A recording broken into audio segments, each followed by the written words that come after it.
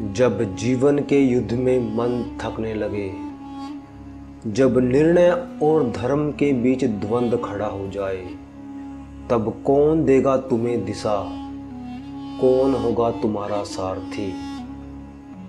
तब आवाज आती है श्री भगवत गीता की।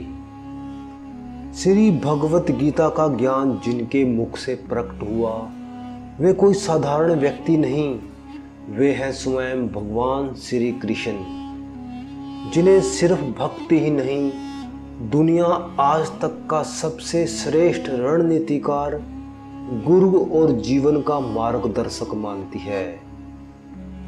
और आज भी अगर जीवन में मोह, डर और द्वंद्व हो, तो श्री कृष्ण ही हमें अपनी अमृत वाणी के माध्यम से जगाते हैं।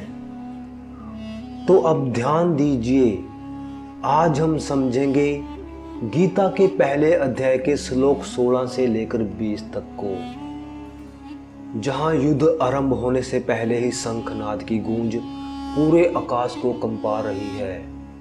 लेकिन इन शंखों की आवाज में छुपा है एक गहरा ज्ञान, जो आज के जीवन में उतना ही उपयोगी है जितना कुरुक्षेत्र में था। तो आइए श्री कृष्ण की वाणी में उतरें और उस दिव्य संदेश को समझें जो आज भी हमें अपने धर्म की ओर ले जाता है। अनंत विजयम राजा कुंती पुत्रो युधिष्ठिर नकुल सहदेवश्च सुघोष मणि पुष्पको। युधिष्ठिर ने अपना अनंत विजय शंख बजाया, नकुल और सहदेव ने सुघोष और मणि पुष्पक शंख बजाए।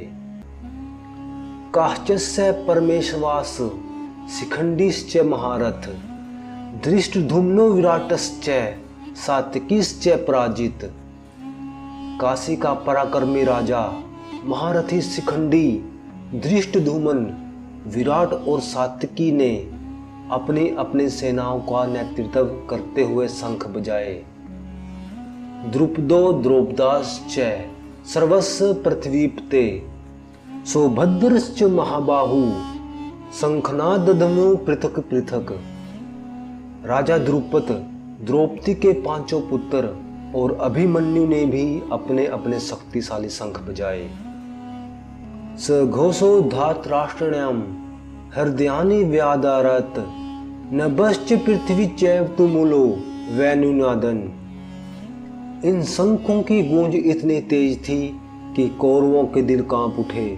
यह आवाज आकाश और धरती तक फैल रही थी। अथ व्यवस्थान दृष्ट्वा धार्तराष्ट्रान् कपिध्वज परवृते शस्त्र संपाते धनुरज्ञम पांडव। ऋषिकेश तदा वाक्य विद्महा महीपते। जैसे ही अर्जुन ने कौरवों को युद्ध के लिए तैयार देखा, उन्होंने श्री कृष्ण से कुछ कहने के लिए अपना धनुष उठाया। इन श्लोकों में केवल शंख बजते नहीं, ये आंतरिक युद्ध की घंटियां हैं। हर योद्धा न केवल अपने शस्त्र लेकर आया, बल्कि अपने संकल्प, अपने धर्म के साथ आया। अर्जुन जो एक योद्धा है, अब सोचने लगा है, क्या ये युद्ध केवल बाहर है या मेरे अंदर भी कुछ चल रहा है। यहाँ पर श्री कृष्ण मौन है, वो अंदर ही अंदर अर्जुन को सुन रहे हैं और अर्जुन की चेतना को समझ रहे हैं। युद्ध तो अभी शुरू हुआ ही नहीं, लेकिन अंदर की लड़ाई पहले से ही शुरू हो चुकी है। आज हम भी हर दिन किसी न किसी चिंता के चिंतन में रहते हैं। हमारा चिंतन चाहे भविष्य को लेकर हो, रिश्तों को लेकर हो, मन की उलझने समाज के दबाव के कारण हो। हर सुबह हमारा मन निराश रहता है। जब हम काम पर निकलते हैं, कोई निर्णय लेते हैं, या जब हमें सच बोलने की हिम्मत जुटानी होती है, तो क्या हम भी अर्जुन की तरह अपने धनुष को उठाते हैं, या फिर डर, मोह और असमंजस हमें रोक लेता है। तो फिर अपने चिंतन से कैसे छुटकारा पाएं, अपने मोह से कैसे निकले, डर जो हमारे ऊपर हावी हो चुका है उसको कैसे खत्म किया जाए। तो यहाँ पर भगवत गीता हमसे कहती है कि युद्ध से पहले सबसे जरूरी है अंतर मन को तैयार करो, यानी अपनी चिंताओं को भुलाकर अपने अंदर की आवाज़ सुनो।